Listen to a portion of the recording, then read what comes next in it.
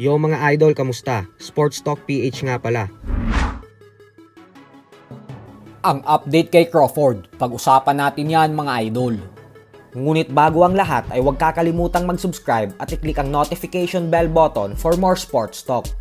So para nga po sa mga hindi nakakaalam ay kanina lamang po ay naglabas ng sama ng loob ang current pound for pound king ng boxing na si Terence Crawford, kung saan pinuntirya pa nito ang ating pambansang kamao Manny Pacquiao, gawa ng hindi umano siya nirerespeto ng mga fans at binibigyan ng papuri kagaya sa mga all-time greats na kagaya kila Pacman. Subalit tila ilang oras nga lamang po makalipas magmula ng sunod-sunod na mga banat na ito ni Crawford ay isang hindi magandang balita ang dumating sa kanya na siyang paniguradong hindi niya ikatutuwa.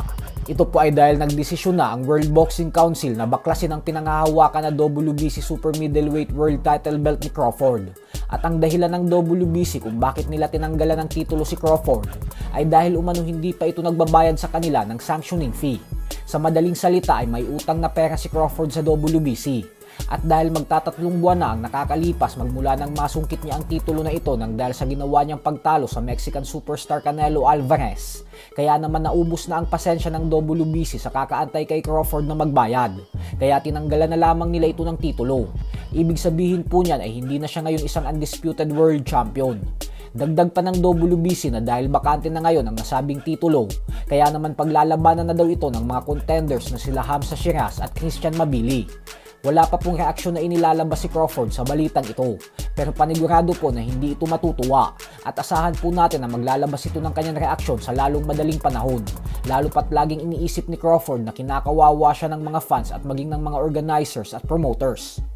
Sa kabilang banda naman mga idol ay bukod nga po sa potensyal na mega showdown sa pagitan ng dalawang Japanese pound for pound fighters na sila Japanese monster na Oya Inoue at Junto Nakatani, ay ang isa pang gustong makita ng mga fight fans na laban ay kontra kay Junto Nakatani at current Unified Super Flyweight Champion Bam Rodriguez.